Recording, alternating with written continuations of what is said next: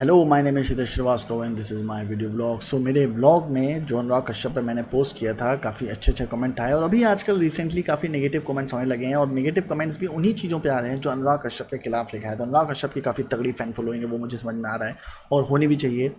और मैं खुद उनका एक टाइम में बहुत बड़ा फ़ैन था, अब नहीं हूँ, पहले था। But that doesn't mean that he is not a film maker. पता नहीं क्यों लोग उस चीज़ पे आर्ग्यू करते हैं। मेरे जो मैं समझाने की कोशिश कर रहा हूँ वो नहीं समझने की कोशिश कर रहे हैं। It's not about personal affiliation to a director, it's about the theory that he philosophizes. जो वो थ्योरी बताते हैं वो आप वहाँ जाके जब अप्लाई करते हो तो वो वर्क नहीं करती है और आप सक्सेसफुल नहीं हो पाओगे।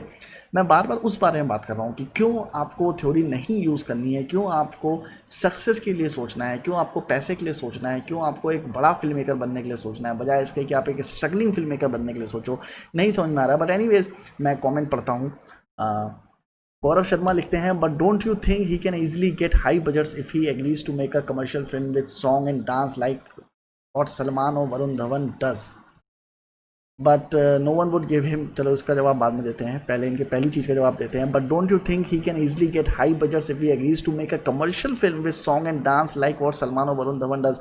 बट सॉन्ग एंड डांस तो उनकी हर फिल्म में है। गैंग्स ऑफ वसेपुर में भी गाने हैं, बॉम्बे वेलवेट में भी गाने हैं, देवडी में भी गाने थे। कौन सी फिल्म है जिसमें गाने नहीं है? आप मतलब खुद बताओ। सिर्फ ब्लैक फ्राइडे में गाने नहीं थे, मतलब नो स्मोकिंग में भी गाने थे।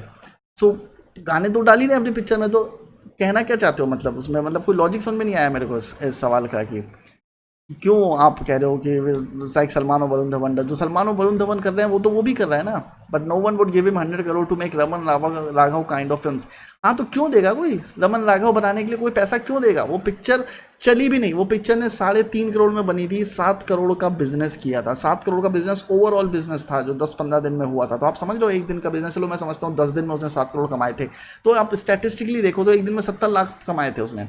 7 करोड़ में से आप इनकम टैक्स, अगर वो एंटरटेनमेंट टैक्स हटा देते हो तो सिर्फ 5 करोड़ बचते हैं, जिसमें से आपके मेकिंग हटा दो, कॉस्टिंग हटा दो, मार्केटिंग हटा दो और बाकी जो डिस्ट्रीब्यूटर कॉस्ट है वो हटा दो, तो कुछ भी नहीं बचता है, बल्कि आपकी पिक्चर मेजर लॉस में जाती है। तो आप ऐसी पिक्चर क्यों बनाओगे जो लॉस में जाने वाली है? वो पिक्चर कमर्शियल थी ही नहीं। कमर्शियल पिक्चर पे कोई आदमी, जो पिक्चर कमर्शियल नहीं है, कमर्शियल मतलब पैसा लेके नहीं आएगी, उस पिक्चर पे कोई पैसा क्यों लगाएगा? और दूसरी बात ये है कि 7 करोड़ की पिक्चर है, ठीक है, 7 करोड़ पिक्चर ने कमाया। 3.5 करोड़ की पिक्चर है, ये विकीपीडिया के आंकड़े हैं, मेरे नहीं है, तो विकीपीडिया से मैंने देखा है। और मैं ये कहना चाहता हूँ कि 7 करोड़ के पिक्चर कमाया तो मान लो चलो मान लेते हैं इन्फ्लेटेड बजट है और 700 रुपये का एक टिकट है। तो कितने लोगों ने पिक्चर देखी होगी? 1 लाख लोगों ने तो पिक्चर देखी होगी ना। तो 1 लाख लोगों जिन्होंने पिक्चर, चलो 1 लाख नहीं, क्या 10 लाख लोगों ने पिक्चर देखी होगी। तो 10 लाख लोग जो हॉल में गए थे पिक्चर देखने के लिए, क्या उन्होंने वर्ड ऑफ माउथ नहीं किया कि अरे यार पिक्चर बहुत अच्छी है, आपको देखनी चाहिए? तो ऐसा क्यों नहीं हुआ? तो बाहर निकल के देखना चाहिए ना। मतलब जैसे हेरा फेरी में देखने गया था एक टाइम पे, मुझे याद है। तो हेरा फेरी मैं देखना नहीं चाहता था क्योंकि उसका जो ट्रेलर आया था वो बहुत ही एक्शन ओरिएंटेड ट्रेलर था, जिसमें अक्षय कुमार भाग रहा है, सुनील शेट्टी भाग रहा है, बंदूक दिखा रहे हैं, ये कर रहे हैं, वो कर रहे हैं। It was not touted as a comedy film, it was shown as a action film, because action image ही चल रही थी अक्षय कुमार और सुनील शेट्टी की। और उससे पहले उनकी सपूत जैसी पिक्चरें आती थी और कृष्णा जैसी फिल्में आती थी, सब एक्शन फिल्में आ रही थी, अफलातून जैसी। तो उन्होंने एक्शन इमेज बिल्ड कर रखी थी, तो उसी तरह से वो चलाई गई पिक्चर। मैं देखना नहीं चाहता था पिक्चर, फिर हमारे एक फैमिली मेम्बर थे, वो हमको ज़बरदस्ती लेके गए पिक्चर देखने के लिए। और जब मैंने वो पिक्चर देखी तो मेरे को बहुत मज़ा आया वो पिक्चर देख के। इतना मज़ा आया कि मैं 2 दिन बाद अपने कुछ फ्रेंड्स को लेके गया, उसके 3 दिन बाद मैं फिर दोबारा अपने फ्रेंड्स को लेके गया। वो पिक्चर मैंने 4-5 बार हॉल में देखी, क्यों? पिक्चर अच्छी थी। ऐसे ही प्यार का पंचनामा 1 करोड़ में बनी पिक्चर थी। जब मेरे जानने वाले डायरेक्टर हैं जो लव रंजन को जानते थे, उन्होंने उनको प्रीमियर पे बुलाया था, वो पिक्चर देख के आए तो पिक्चर की बहुत बुराई कर रहे थे, यार पिक्चर में ये नहीं है, कॉन्टिन्यूटी नहीं है, ऐसा नहीं है, वैसा नहीं है, फलाना नहीं है, ढमका नहीं है, और फेमिनिस्टिक है, और सॉरी एंटी फेमिनिस्ट है और मिसोगिनिस्ट है, और इस तरह की पिक्चर है, और ऐसा फूहर डायलॉग है, ऐसा वैसा करके पिक्चर ब्लॉकबस्टर हो गई। पिक्चर ब्लॉकबस्टर मतलब जितना पैसा लगाया था उससे ज़्यादा ही पिक्चर ने कमा लिया। और उसके बाद लव रंजन का करियर निकल पड़ा, उसने एक के बाद एक उसी तर्ज पे पिक्चर बनानी शुरू कर दी। तो बेसिकली घूम फिर के बात तो कॉमर्स की आती है ना। तो कोई क्यों लगाएगा 100 करोड़ और रमन राघव पे? और जाहिर सी बात है लगाना भी नहीं चाहिए। मैं प्रोड्यूसर होता मैं नहीं लगाता, इवन अनुराग कश्यप प्रोड्यूसर होता तो रमन राघव में अपना पैसा नहीं लगाता। उसको पता है पैसा रिटर्न तो आना नहीं है, क्यों लगाएगा पैसा? कोई लॉजिक नहीं है। Sure, struggle story could be exaggerated, but how is calling him a failure is justified? Failure is why I am calling, who is a failure? Failure कौन है? मैं उसे क्यों फेलियर कह रहा हूँ? मैं फेलियर इसलिए कह रहा हूँ क्योंकि आप फिल्म बनाते हो, आपकी फिल्म रिलीज होती है, फिल्म आपकी सक्सेसफुल नहीं होती है, then what would you be? Rajamouli, Rajkumar Hirani are successful. Why? Because all their films have earned money. People like that film. अभी भी वो जब केबल पे रिलीज होती है या OTT प्लेटफॉर्म पर रिलीज होती है तो हाई ट्रैक्शन डेवलप होता है. गैंग्स ऑफ वसेपुर अभी रिलीज हुई थी, कितना ट्रैक्शन डेवलप हो गया. तो अनुराग कश्यप की फिल्मों का ट्रैक्शन डेवलप नहीं होता. मन मर्जिया फ्लॉप है, देवडी एवरेज है. आप बॉक्स ऑफिस इंडिया चेक करो, मैं आपको स्टैटिस्टिक्स दिखा सकता हूँ, पर अगेन मैं उसमें जाना नहीं चाहता कि मैं बैठ के प्रूफ करूँ इन सब चीज़ों को. Go and research for yourself. आप विकीपीडिया देखो, बॉक्स ऑफिस जो रिपोर्ट्स हैं वो देखो. No smoking was a disaster, Bombay velvet was a disaster. Gangs of Wasseypur का आप विकीपीडिया में जाके और गैंग बॉक्स ऑफिस इंडिया में जाके आप उसका जो बॉक्स ऑफिस रिपोर्ट है वो पढ़ो. They couldn't make it even. Second was a biggest flop, मतलब it was a huge flop, it was a disaster kind of thing. Gangs of Wasseypur 1 चली थी पर बहुत ज़्यादा नहीं, वो भी चल पाई थी, वो भी मतलब कट टू कट चल पाई थी जितना बजट वो था. तो दोनों पिक्चरों का जो टोटल बजट था वो मिला के, और उनकी पिक्चर इतने लो बजट में बनी थी इसलिए पिक्चर ने थोड़ी कमाई कर ली. पर वो कमाई भी अगर आप देखोगे जो इंटरटेनमेंट टैक्स, डिस्ट्रीब्यूटर कट और बाकी चीज़ें हट जाती हैं तो उसके बाद कुछ भी पैसा नहीं बचता है. वो फिल्म ही नहीं चली थी, गर्ल इन येलो भी नहीं चली, अगली नहीं चली. जब कोई पिक्चर चल ही नहीं रही है तो आप ऐसे डायरेक्टर को क्या बोलना चाहोगे. मतलब कोई सेंस नहीं है इस बात का कि आप आर्ग्यू कर रहे हो इस चीज़ के ऊपर. And if box office is the only factor for deciding if a movie is good or bad, then I'm sure you will also say that Race 3 and Baghi 3 are masterpieces. भाई masterpiece की बात ही नहीं है इसमें.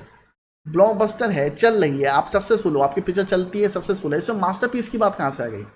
Masterpiece का इससे कोई मतलब ही नहीं है. बहुत सारी पेंटिंग्स हैं जो करोड़ों में बिकती हैं, इसका मतलब ये तो ना मास्टरपीस है. मास्टरपीस तो लियोनार्डो विंची की मोनालिसा है, वो एक बार बहुत मेहनत की हुई पेंटिंग बनाई हुई है, उसको भी लोगों ने ही टैग किया है कि वो मास्टरपीस है.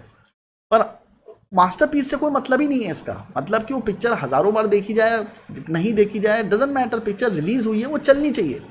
मेन मुद्दा घूम फिर के वही आता है कि अगर पिक्चर को लोग पसंद कर रहे हैं, उसको देख रहे हैं. रेस 3 इसलिए बनाई गई थी क्योंकि रेस 3 जैसी पिक्चरें देखी जा रही हैं, हालांकि रेस 3 नहीं चली थी, उसके जितने भी फिगर्स हैं वो ब्लोटेड फिगर्स हैं, क्योंकि सलमान की ब्रांड इमेज मेंटेन करनी होती है तो कई बार फेक फिगर्स देते हैं जिसको वेरीफाई करना बहुत मुश्किल होता है और आप नहीं करते हो वेरीफाई उस चीज़ को. तो बहुत सारी चीज़ें उसमें एडेड होती हैं, बहुत सारी इंडस्ट्री इकोनॉमी है जो मैं आपको इसमें नहीं समझा सकता.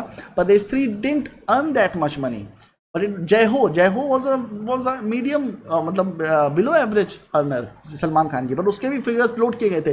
क्यों भाई, ब्रांड भी तो मेंटेन करना है.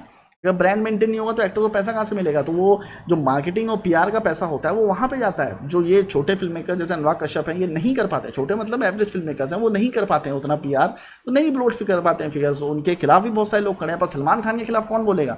सलमान खान के खिलाफ बोलने का मतलब है कि वो आपको इंटरव्यू नहीं देगा, वो आपकी फिल्मों में काम नहीं करेगा, आपके फंक्शंस में नहीं आएगा, जो आप बेयर नहीं कर सकते हो क्योंकि उसकी पॉपुलैरिटी बहुत ज़्यादा है. मैं एक बार कोल्हापुर गया था, कोल्हापुर में मैं एक जगह चप्पल खरीद रहा था, वहाँ पर एक लड़का था जो पिछले 20 सालों से सलमान की हर एक फिल्म 25-25 बार देखता है. एक एक पिक्चर हॉल में, फ्लॉप हो चाहे हिट हो, वो देखेगा ही देखेगा. ये लेवल है क्रेज सलमान खान का.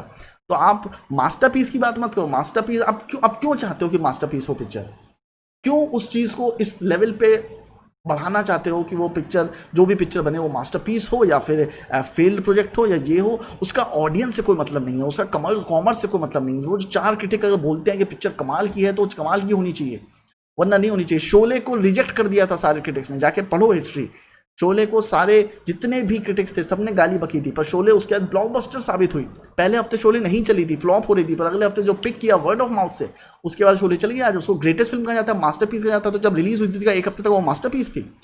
मास्टरपीस का लॉजिक ही नहीं है इसमें. कोई पिक्चर चलनी चाहिए. आपने कोई कंटेंट बनाया है, वो कंटेंट लोगों को पसंद आना चाहिए, उससे रेवेन्यू जनरेट होना चाहिए, तभी उसकी वैल्यू है. अदरवाइज उसकी कोई वैल्यू नहीं है. लुमेर ब्रदर्स ने जब अपनी पहली फिल्म बनाई थी उसको दिखाने के लिए भी टिकट लगाया था, फ्री में नहीं दिखाई थी. उसके बाद के जितने भी फिल्म मेकर्स हैं उन्होंने भी जो फिल्म बनाई उसके लिए टिकट लगाया. क्यों टिकट लगाया, क्योंकि जो पैसा वो इन्वेस्ट करते हैं वो उनको वापस चाहिए.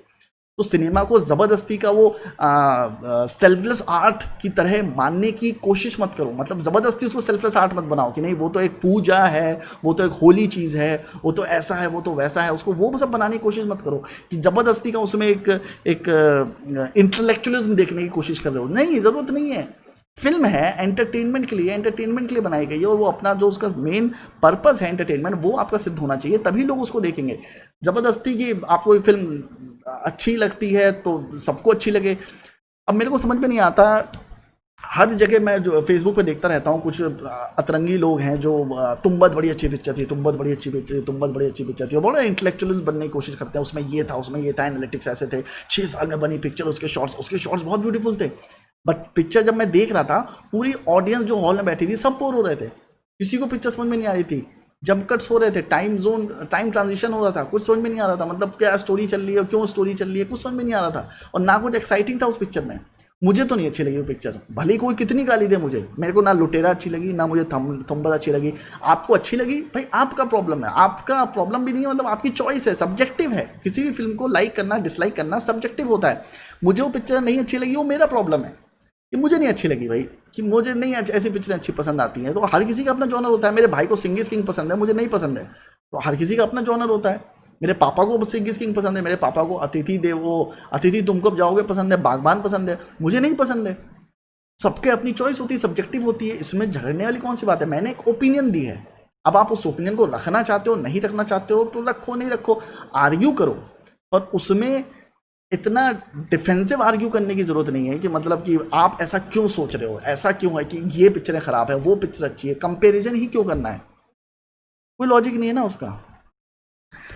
तो अभी and if box office is rising, चलो ठीक है, वो तो हो गया।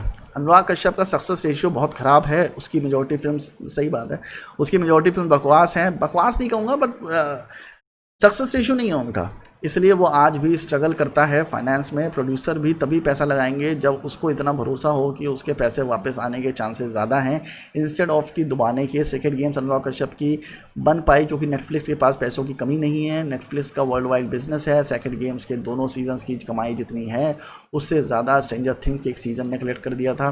खैर अगेन वही कंपेयर करने का कोई लॉजिक नहीं है, इंटरनल चीज़ें नेटफ्लिक्स के नहीं जानते क्यों कैसे होती हैं। फिर गौरव शर्मा लिखते हैं कि अभिषेक सिंह मेजॉरिटी फिल्म बकवास है, हाँ I would love to know your favourite Bollywood films. शायद तुम्हें फिल्म इंडस्ट्री का ज़्यादा ज्ञान नहीं है। खैर ये आ गया कॉन्वर्सेशन तो रैंडम है, बट द थिंग इज़ मुझे समझ में नहीं आता, लोग DDLJ को गाली देंगे, कभी खुशी कभी गम को गाली देंगे, कल कुछ होना हो, कल होना हो को गाली देंगे। जो भी पिक्चरें हिट होती हैं, ब्लॉकबस्टर होती हैं, हम आपके कौन उनको चूतियापंती की पिक्चर लगती है भाई। पिक्चर चली थी, लोगों ने देखी थी, साल भर लगी थी, लोग बार बार देखने जा रहे थे, कुछ तो अच्छा होगा। जस्ट बिकॉज आप जो सर्टेन इंटेलेक्चुअल्स बैठे हैं ट्विटर और फेसबुक पे, जो कि बहुत ही कम पॉपुलेशन का हिस्सा है, उनको वो पिक्चर पसंद नहीं आई तो उसका मतलब ये थोड़ा ना कि वो पिक्चर अच्छी नहीं है।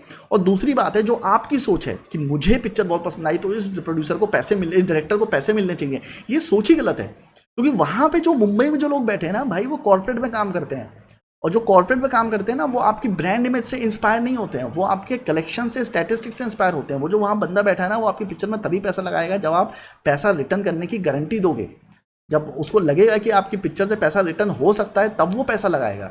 इसीलिए ज़्यादातर जो नए डायरेक्टर्स होते हैं जो एक्सपेरिमेंटल फिल्में बनाते हैं, वो बाहर से प्रोड्यूसर उठा के लाते हैं, क्योंकि उन प्रोड्यूसर को चार्म होता है एक्टर्स के साथ काम करने का। नवाजुद्दीन सिद्दीकी के साथ चाय पी ली, उसी में खुश हैं। अमिताभ बच्चन के साथ फोटो खिंचा ली, सेल्फी खिंचा ली, उसी में खुश हैं। तो वो उनके साथ आप एक्सपेरिमेंटल फिल्में बना सकते हो। पर जो इंडस्ट्री में लोग बैठे हैं उनको ये चार्म नहीं है। वो अमिताभ बच्चन से रोज़ मिलते हैं, नवाज उनके कॉलर ट्यून पर, कॉलर ट्यून बोल रहा हूँ, डायल पे रहता है, मतलब वो जो होता है स्पीड डायल पे रहता है।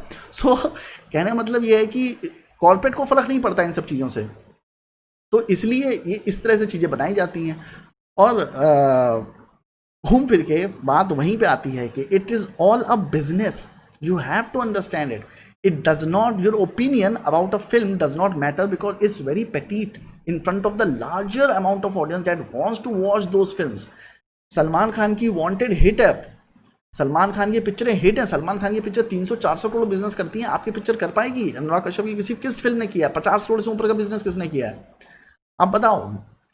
तो मन मर्जिया बनने के बाद अभिषेक बच्चन को और गालियां पड़ेंगी, क्या फ्लॉप पिक्चर में काम कर रहे हो तुम, करियर और डूबे उन लोगों के। तो the whole game is about money, it's all about money and all about how audience perceives it. Critics कुछ भी बोले, आपको फेस्टिवल में 50 अवार्ड मिले, नो वन फकिंग केयर्स, किसको फर्क नहीं पड़ता, किसी को फर्क नहीं पड़ता। शिप ऑफ थीसिस बनाने के बाद आनंद गांधी को कितने प्रोड्यूसर्स ने पिक्चर ऑफर कर दी। और अभी इससे पहले मैंने एक वीडियो बनाया परिंदा का, जिसमें बहुत अच्छी पिक्चर बनाई थी विदुर चोपड़ा ने, खामोश, और ये मेहनत करके बनाई थी और क्रिटिकली एक्लेम्ड भी हुई होगी, जिसने देखी उसने तारीफ भी करी।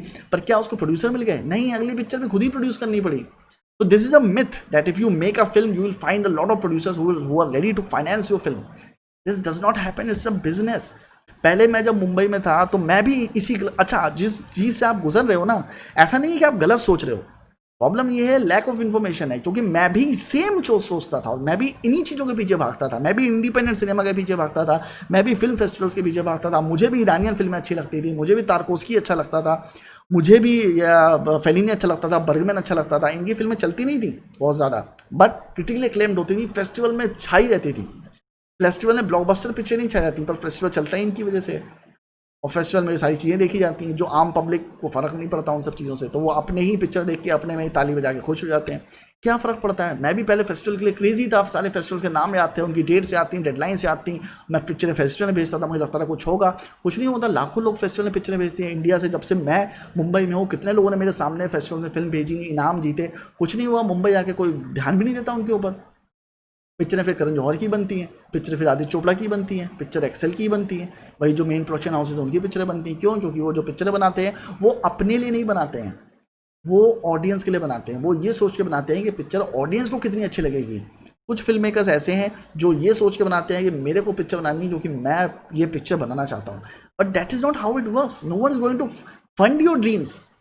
आपका पैशन आपकी रिस्पॉन्सिबिलिटी है, आपका ड्रीम आपकी रिस्पॉन्सिबिलिटी है। बनाओ जो कुछ बनाना है, अपना पैसा लगाओ, गुर्दा बेचो, किडनी बेचो, डजेंट मैटर। पर आप दूसरे के लिए पिक्चर बना रहे हो तो आपको पैसा रिटर्न करना पड़ेगा। मैं भी बहुत सारे प्रोड्यूसर जो मुझे शुरुआत में मिलते थे तो मैं उनको यही बोलता था कि देखिए, film making is an art, और फिल्म बनाने के लिए मेरे को मैं फिल्म इसलिए बनाना चाहता हूँ क्योंकि मैं एक अच्छी फिल्म बनाना चाहता हूँ, जो फिल्म ऑस्कर में जाए, जो फिल्म फिल्म फेयर में जाए, जो फिल्म कांस में जाए, टोरंटो फिल्म फेस्टिवल में जाए। बट क्या वो कन्विंस हो जाते हैं उससे? नहीं, वो तो बिजनेसमैन है ना। वो तो ये सोच रहा है कि यार ये कब इस बात पे आएगा कि आरओआई क्या है, रिटर्न ऑफ इन्वेस्टमेंट क्या है, पैसा कहाँ से रिटर्न आ रहा है। तो अब रिसेंटली जब मैं प्रोड्यूसर से बात करता हूँ तो मैं उनसे और कोई बात ही नहीं करता हूँ ये फिल्म फेस्टिवल में जाएगी, ये होगा, वो होगा। मैं उनसे सीधे बात करता हूँ, पिक्चर ब्लॉकबस्टर होगी। मुझे नहीं पता है, पर मैं बोलना पड़ता है, पिक्चर ब्लॉकबस्टर होगी, पिक्चर पैसा कमा के लाएगी, और मैं सिर्फ ऑडियंस के लिए बना रहा हूँ। और अब आगे भी जो मैं फिल्में बनाऊंगा, जैसे पहले मैंने जो 2 गलतियां करी हैं अपनी पिक्चर में, वो ये थी कि मैं अपने हिसाब से पिक्चर बना रहा था, मैं ऑडियंस का सोच ही नहीं रहा था। मेरे को, अगर मैं आईफोन बनाता हूँ और आईफोन बना के स्टीव जॉब्स कहता है कि मैं इसे खुद ही इस्तेमाल करूंगा, तो करते रहो, क्या फ़र्क पड़ता है। पर उसने सोचा कि ऑडियंस को क्या पसंद आएगा, मैं अपनी टारगेट ऑडियंस को क्या देना चाहता हूँ, क्यों वो खरीदें वो फ़ोन, क्यों एक आदमी 300 रुपये डाल के पिक्चर देखने आए। आप अपना प्रोडक्ट तभी बेच पाओगे, आपको फिल्मों को प्रोडक्ट की तरह सोचना पड़ेगा। ये अगेन बहुत ही कैपिटलिस्टिक सोच लगती है, बट ये सही है। आप वो सोशियो कम्युनिस्ट सोच लेके चलोगे कि नहीं, लोगों को ज़बरदस्ती पसंद करना चाहिए पिक्चरें। कई बार लोग फोर्स करते हैं, मैं ऐसे पोस्ट देखता हूँ, ऐसे बहुत सारे मेरे जानने वाले जो इंडिपेंडेंट फिल्म मेकर्स हैं, जो ये कहते हैं कि इंडिपेंडेंट फिल्म मेकर्स को बढ़ावा मिलना चाहिए। पर इंडिपेंडेंट फिल्म जब आप देखते हो तो वो इतनी बोरिंग होती हैं कि आप उनको झेल ही नहीं पाते हो। तो आप रिकमेंड तो नहीं करोगे किसी को रिकमेंड नहीं करोगे। आज आप पाथेर पांचाली, मैं बहुत ही कंट्रोवर्शियल बात बोलने आ रहा हूँ, पर पाथेर पांचाली आज आप किसी लड़के को दिखा दो, उसको नहीं समझ में आएगी। लोग कहते हैं मैं बोर हो जाता हूँ। गॉडफादर आज किसी को दिखा दो, लोग कहते हैं मैं बोर हो जाता हूँ। तो पाथेर पंचली कहाँ स्टैंड करती है?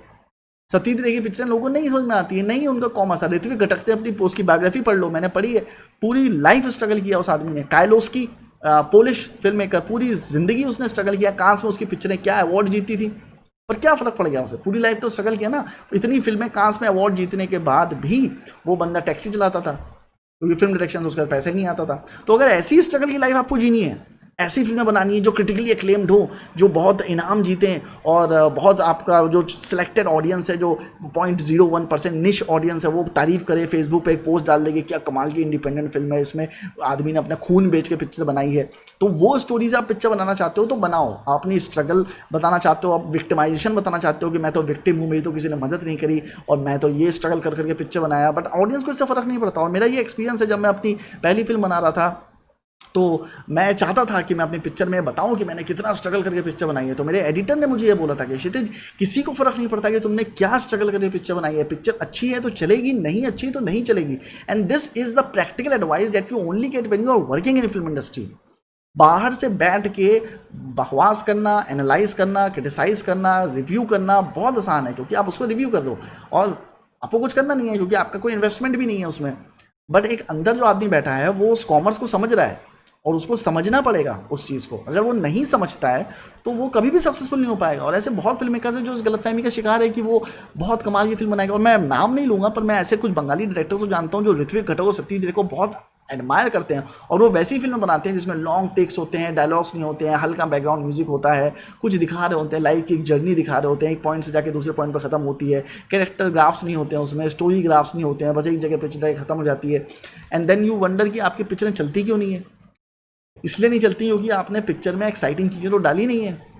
और उसमें गलत क्या है, उसमें गलत क्या है, इंटरटेनिंग फिल्म बनाने में गलत क्या है, कमर्शियल फिल्म बनाने में गलत क्या है, मुझे समझ में नहीं आता है। Why do people hate money, why do people hate commercial films. ये वही थिंकिंग है कि जब मैं एक बार बचपन में सहारा, सुब्रत रॉय सहारा के बेटे की शादी में गया था, बहुत ही लैविश शादी हुई थी, बहुत बड़े ग्राउंड में उन्होंने शादी की थी, बहुत मतलब लाखों करोड़ों खर्चा किया था, और आज से 20 साल की पुरानी बात है। और नेक्स्ट दिन मैं अखबार में पढ़ रहा था कि इतना पैसा खर्च करने की बजाय सुब्रत रॉय सहारा ने स्कूल क्यों नहीं बना दिया, हॉस्पिटल क्यों नहीं बना दिया, ये क्यों नहीं कर दिया। अरे क्यों करेगा, उसका पैसा है, उसने कमाया, उसका जो मनाया करे, वो आग लगा दे उस पैसे को, उसका चॉइस है। मैं इसमें करण जौहर को भी गलत नहीं मानता, भाई करण जौहर का पैसा है, वो पिक्चर बनाए, आलिया भट्ट के साथ बनाए, किसी के साथ बनाए, किसी को लॉन्च करे, it's his money. Who are we to tell him what to do, who are we to tell other people what to do with their money if they are successful। Karan Johar की प्रोडक्शन हाउस का success graph बहुत high है, आदित्य चोपड़ा के production house यशार film का success ratio बहुत high है, पिक्चरें 10-10, 20-20 गुना पैसा कमा रही हैं। वो एक ग्रुप बना के सर्टेन लोगों के साथ काम करना चाहता है, तो हम लोग कुछ नहीं कर सकते। क्या करोगे उसमें, then you have to make your own market। हमें बुरा लगता है, ऑफ कोर्स मैं भी उसका भुक्तभोगी हूँ, मुझे बुरा लगता है, पर अगर मैं उसकी जगह होता तो मैं क्या करता। मैं क्यों नए लोगों को लॉन्च करके लॉस उठाऊंगा, क्यों मैं ऐसी सोशल सर्विस पे ध्यान दूंगा, क्यों नहीं मैं ऐसे लोगों को उठाता हूँ, क्यों नहीं मैं शाहरुख, अगर मैं आदित्य चोपड़ा होता था, क्यों नहीं मैं शाहरुख या रणवीर सिंह को लेकर पिक्चर बनाऊं, जिससे मुझे पता है कि रिकवरी होगी, ऑडियंस की एक डिमांड है, उनके पास एक ब्रांड है उनका। तो इसमें प्रॉब्लम क्या है, मुझे समझ में नहीं आती। कमर्शियल फिल्म से इतना हेट्रेड क्यों है। कभी खुशी कभी गम ने इंडिया में इतना ज़्यादा बिजनेस किया, उसके बाद वो नॉर्थ अमेरिका में रिलीज हुई और वहाँ पे जाके भी उसने बिजनेस किया। It was highest grossing film of Indian origin in US at that time. तो वहाँ पे तो ऐसा नहीं था कि मतलब शाहरुख खान का क्रेज़ था या उसका क्रेज़ था, वो तो उसके बाद हुआ ना उसका क्रेज़। कभी खुशी कभी गम और ऐसी पिक्चर जब रिलीज होती रही तो उसके बाद उसका क्रेज़ बढ़ा, पर लोगों को पिक्चर पसंद आई, इवन जो इंडियन ओरिजिन के नहीं थे उनको वो पिक्चर पसंद आई, इसलिए वो देखने गए उस पिक्चर को। और हम उसे बैठे क्रिटिसाइज करते रहते हैं, क्यों, क्योंकि हमें हेट्रेड है कि उस पिक्चर ने पैसा कमाया है, हमें हेट्रेड है कि वो फिल्म कमर्शियल है, हमें हेट्रेड है कि उस पिक्चर में एंटरटेनमेंट है। जो पिक्चर एंटरटेनिंग नहीं होती है, हमें ऐसा फीलिंग आती है कि हमें ना उसको स्पेशल बनाना है। By making those films who are not successful and running after them, हम अपना इंटेलेक्चुअलिज्म बढ़ाने की कोशिश करते हैं, हम ये दिखाने की कोशिश करते हैं कि हम वो देख रहे हैं जो आम आदमी नहीं देख पा रहा है, हम बहुत अबव हैं आम आदमी से, हमारा इंटेलेक्चुअल लेवल बहुत अबव है आम आदमी से, हम डिफरेंट हैं। और ये चीज़ आयन रैंड नाम की एक ऑथर ने अपनी एंथम नाम की बुक में बताया है कि people want to be part of this special group. वो ऐसे मुंबई में, अच्छा मैं भी ये करता था, ऐसा नहीं है कि मैं ऐसा नहीं करता था, आप जो कर रहे हो वो भी मैं ही करता था, कि मतलब ऐसी ऐसी पिक्चरें उठा के लाता था जिनको किसी ने नहीं देखा और फिर उनकी तारीफें करता था और सामने लगा था अच्छा ये कौन सी पिक्चर है, और मैं उसको बताता था ये पिक्चर तुमने नहीं देखी तो क्या देखा तुमने, ये पिक्चर तुम्हें ज़रूर देखनी चाहिए। और मैं उसके बाद इंटेलेक्चुअल फील करता था कि मेरे को ऐसी चीज़ें पता है जो सामने वाले को नहीं पता है, तो उससे कोई फायदा नहीं होता है, सामने वाले के सामने तीतर बन के कोई फायदा नहीं होता है। आपकी पिक्चर या तो पैसा कमाती है नहीं कमाती है, और मेरे पे पर्सनल कमेंट करे क्या फ़ायदा। मैं तो कुछ लोगों के कमेंट डिलीट भी किए हैं, कुछ नेगेटिव कमेंट्स आते रहते हैं, मैं डिलीट कर देता हूँ, अब आगे से नहीं करूँगा। मैं जवाब दूंगा उनके। मैं नेगेटिव कमेंट्स इसलिए डिलीट करता हूँ क्योंकि मैं नेगेटिविटी नहीं चाहता, क्योंकि बहुत सारे लोग हैं जो कुछ सीख रहे हैं, जिनको मैं कुछ ना कुछ सिखाता रहता हूँ, जो मेरी नॉलेज के हिसाब से सिखाता रहता हूँ। मैं कभी नहीं कहता कि मैं बहुत बड़ा सक्सेसफुल आदमी हूँ, तो ये बार बार मत बोलो कि तुमने क्या किया जो तुम इनके बारे में बोल रहे हो। अगर इस तरह से होता तो फिर राजीव मसंद कभी क्रिटिक नहीं होता। मतलब ऐसे तो कोई क्रिटिक बन ही नहीं सकता कि क्रिटिक को आप पहले बोलोगे तुम पहले पिक्चर बनाओ उसके बाद जाके तुम जज करना, ये कौन सा लॉजिक है। तो वो लॉजिक नहीं है। आप डिफेंसिव क्रिटिसिज्म करो, आप सॉरी डिफेंसिव क्रिटिसिज्म मत करो, आप कंस्ट्रक्टिव क्रिटिसिज्म करो। आप बताओ कि मेरी बात में गलत क्या है, आप उसमें आर्ग्यू इस तरह का मत करो जो आपने अभी किया है, इसका कोई लॉजिक ही नहीं है ना। आप स्टैटिस्टिक्स दे दो मुझे, अगर मैं गलत हूँ वहाँ पे, अगर आपको लगता है अनुराग कश्यप फेलियर नहीं है, उनकी सारी पिक्चरें ब्लॉकबस्टर हैं, तो आप स्टैटिस्टिक्स दे दो मेरे को उस चीज़ का, and I will agree to it, and I am telling you that I will apologise for that, कि अगर मैंने उस बारे में कुछ गलत कहा है। और मैंने Anurag Kashyap as a director के बारे में कभी कुछ नहीं कहा। डायरेक्टर है, अच्छा काम कर रहा है। सत्या जैसी पिक्चर लिखी है उसने, ट्रेन टू महाकाली बनाई है, ब्लैक फ्राइडे भी बनाई है जो मुझे अच्छी लगती है, नो स्मोकिंग के टाइम मुझे अच्छी लगती थी, बाद में मुझे पता चला कि मुझे नहीं अच्छी लगती है पिक्चर, मैं ज़बरदस्ती उसको कोशिश कर रहा था लाइक करने की। गैंग्स ऑफ वासेपुर मुझे फर्स्ट पार्ट ठीक लगता है, सेकेंड पार्ट बकवास लगता है, और सेकेंड गेम्स मुझे अच्छा लगा, but it's just my personal opinion. मैं इस बारे में बोल ही नहीं रहा था कि अनुराग कश्यप किस तरह के डायरेक्टर हैं, किस तरह डायरेक्टर नहीं है। मैं सिर्फ ये बताने की कोशिश कर रहा था उन लोगों को जो मुंबई जाना चाहते हैं कि जब आप मुंबई जाओगे तो ये सोच के मत जाओ कि आप स्ट्रगलर बनना चाहते हो और आप ऐसी फिल्म बनाना चाहते हो जो सेलेक्टेड लोग देखें। अपनी टारगेट ऑडियंस बढ़ाओ, सक्सेस के बारे में सोचो, कॉमर्स के बारे में सोचो, कॉमर्शियल के बारे में सोचो। जो गलती मैंने करी है वो गलती मत करो वहाँ पे जाके, सिर्फ इतना कहना था उसमें। चलिए मिलते हैं नेक्स्ट ब्लॉग में, और तब तक प्लीज़ अगर ये वीडियो अच्छा लगा है तो please like share subscribe to my channel. Bye bye.